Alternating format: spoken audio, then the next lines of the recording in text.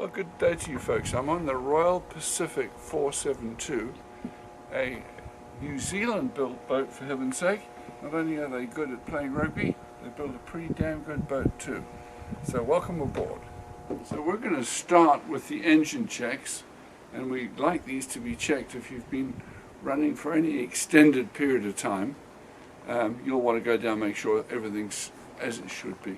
So it's underneath this cockpit sole here, and we'll open it up and then we'll show you what to look for. To switch on the engine room lights, you've got to first of all push this little button up, and then there are two overhead lights to use.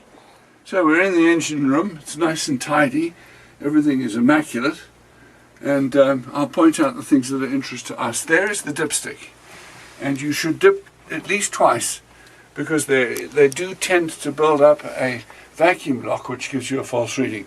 And there's the other one, very handily placed on this side of the engine, so we don't have to dive over the top in which to check. Okay, these are the two engine through holes that supply the salt water to the engine. They get sucked through this strainer here, and that keeps the water clear, and then delivers it to the pump. In the front you can see the hose going around there. Okay, so that is the expansion bottle for the coolant for the port engine. The levels should always be between the low and the high mark. So that's the port engine. The starboard engine is over here. So the same thing applies. That's where you check level between those two marks. Transmission oil is checked here. That's your transmission oil, it's a short dipstick, and that goes into there. Now on the other side you have to go over to get to the dipstick. So unless there is an obvious trace of oil coming out of these shafts, do not bother about looking for the level in the transmission. If there isn't any obvious sign of it having dropped any, it'll still be fine. Now up in the front of the engine, what we're going to be looking for there is the tension of the V-belts. You'll see they're totally accessible, they haven't got any covers over them. They're all exposed, so you can just check them for tension.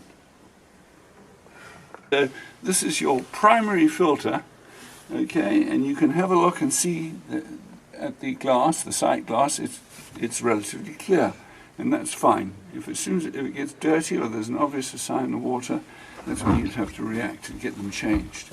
This is for the starboard engine. The port engine here is above, just behind this door. Right, we're going to go through starting the engine. Take the key, stick it into the key slot. Make sure that these control levers are in the neutral position, which is right there. You can feel the little détente, that's it. Plus this neutral light, well, these neutral lights will light up to tell you that you are in neutral. So you start by switching on the key. You can see the lights come on here. And then once you've done that, you go to active station. And you give that a press, and you can see and when that goes, you'll see the neutral switch on, and when you stick it into gear it goes off, back into neutral on, and the same now with this. You press, switch it on, and then you go for active station there, and you can see the light on. Just hold that on. And now we've got them on. Okay, now we're going to start the engine, and you just twist to the right in a clockwise station. It takes a little turn over to get it going. These are in neutral, so that's good. Now when you put this into gear, if you're firmly tied up to the dock so you can test the transmission, this neutral light will go out. There you are. And of course we move forward. Now to start this one, exactly the same. Just twist, and you can hear that start up, and it'll be indicated by the rev counters here that are working. Okay, so to put into gear, click forward, neutral light goes off, and back. If you get a diagnosis light flashing like that, that means there is a check to be made on the engine. Might be water level, might be oil, so we will check. Alright, and you'll see the instruments come up. Here we've got the oil pressure, which is good, at 80 pounds. The engine's still running pretty cool. And here's your RPM, just over 600 RPM. And that's just turbo pressure, because it is a turbocharged engine. And of course you've got your fuel tanks here. And that's a water tank. Only one fuel tank and one water tank. And over here is just a voltmeter. And of course a repeat on this side. So now to switch this off, you just turn anti-clockwise, and that's it. Yes, to engage your bow thruster and stern thruster, this is stern, that's bow, you press those two together and hold them for a second, and that light will come on. And then you can test it. That's to port, that's to starboard on the stern, and let's watch the bow. Port, you can see it deliberately kick over, and on the stern, starboard rather. Your trim tabs are here, so you can get the trim of the boat precisely by just pressing those. And on this side you've got lights, anchor lights, instrument lights and bow lights. So your running lights are there. Right, your bilge controls are up here. You switch them on, and that lets you know that the perishing things are working. That's it. So basically everything is on all the time. So you're not running down and switching an array of switches like this. Here you press that and it will power up. So here are your two plotting notebooks in front of you. You have to switch the one that's facing the helm. That gets switched on first, and then you can switch on the other. That is the leader, and that one's following. And you'll get your depth, which is in there as well, 23.7. And of course you can see it repeated here as well. So those are two really nice plotters which will help. And you can check down at the compass, which is in a strange place, but it's down there. And then you are south 329, and it looks about right. Okay, so here's your anchor control, up and down buttons, and there is power on that anchor all the time, so you can use it without having to look for breakers and things because it's on.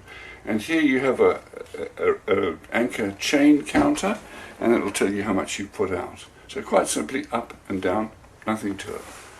Right, over here you've got an up and a down foot switch. The owner of the vessel has decided to fit the chain counter, which we've just filled, and the up and down electronic control rather than use those. So no point in standing on those because they're not operational. Very straightforward up and down button there. We'll just let the anchor go down and you switch it off, holding that for 3 seconds, it's off. To switch it on, you press that and hold it for 3 seconds, and on it comes. And that's your your 12 weather channels. You can see you get up to 10 weather channels rather. So you get up to 10 and then it goes back to 1 again. You want regular channels, you press 69. So here we have an electric cooktop. Okay, and we'll just put that on there. So you fire up the generator, which I'll show you how to work now, and there's plus or minus, and your on and off button. But the generator's got to be working for that, and to work the generator you're going to have to come over here.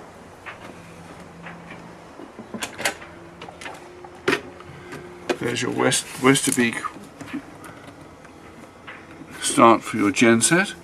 So you'll want to switch this off, so that's off, and then you'll want to do a preheat. So you hold that down, and you hold it down for about 15 seconds on your initial start, and then you hit the genset. You hold until it's steady and you let those go. So we're now on generator, so I will switch this to ship. There we are, and so that's now ship. Voltage is like, you see, you rotate this, that's 122 volts, and how many amps? So we're using 6.1, that's obviously with the fridge, and this is the cycle, 62.6. So that's a useful little thing to have. Now we should be able to go out here and switch this on.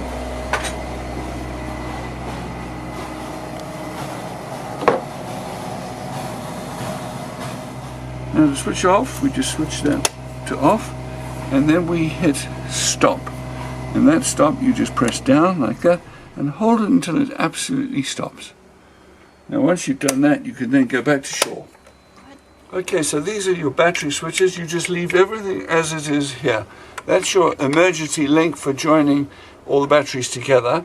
This is your house battery and your engine battery, and that joins them together. So just leave everything like it is. And these are your breakers. Power. You've got to be either on shore power or you've got to have your generator running. So usually you run the generator first, hit the power, the light will come on, and then you can cool or heat. You can select here just by scrolling up and down. So it's very straightforward. Right, I'm going to show you the tank watch controls. You just depress that corner and it flips open, and here you have your tank watch, and it's the black water here, and all you've got to do is hit that toggle and you can hear the pump begin to work. And this is the grey water tank, same, and that's pumping away. Now you've got a warning light there that shows you when it's empty, so that's your tank watch, and you have the same whether it's full, mid or empty. So nothing to that, and of course you've got a little tape deck over there, so we can just shut that. This is interesting. Over here you've got a depth sounder, so even if you're not on the bridge, you'll know how much water you've got under your keel. You have a breaker down here which says ice maker, so that's got to be on. Then you come up here and there's a switch which you have to be very agile to switch on. The small fingers help. Right. Most importantly, when opening this, you've got a little micro switch down there, and that allows you to switch it on. If you haven't aligned this up nicely, you ain't going to work. So there we are, it's all ready to go. When you come over here and switch it on, you'll see the light comes on, indicating that you've got power, and you can immediately feel the heat there. Right, opening the fridge, a bit of a trick because these are stiff. You pull down on that, you see that moves down, and then with your fingers behind it you give it a tug, and that's it. And exactly the same for the bottom. Move it down, you can see it snap down, and then pull it, and it's quite a firm pull that you'd have to give. Vacuum flush. So you lift up for water. You see the water flowing in. I actually prefer to do it with my hand. There you are. You can see the water flowing in. And then to get rid of it, you just press down. And that's it. Now you'll hear it, the vacuum pump working, building up pressure, which will run for a few minutes. Okay, so you remove the boot off the end, and there you can see the plug. And it's keyed so that you can't make a mistake in putting it in. So it's now in. And this is very straightforward. You've got to extend, retract, right, up, and down. Up, you can see it. So that's all. It's a completely straightforward remote telling you all the directions. Yeah, it's already hooked up to the eye hook inside the dinghy. So straightforward. You just you'll find the line is all the way through there. So you just lift the crane up to the height, and then once you've got it higher than this, you just swing it outboard and lower it. It's most important that two people are involved with this. One, making sure that the crane is getting lifted up and it's not hooked onto anything, and the operator. So they must work in sync and be very careful in lifting the dinghy up off its position and down. When you get to putting the dinghy back, there is a specific spot. So just see where it is and memorize that, because that's where it best fits when it goes back. And it'll be most stable there.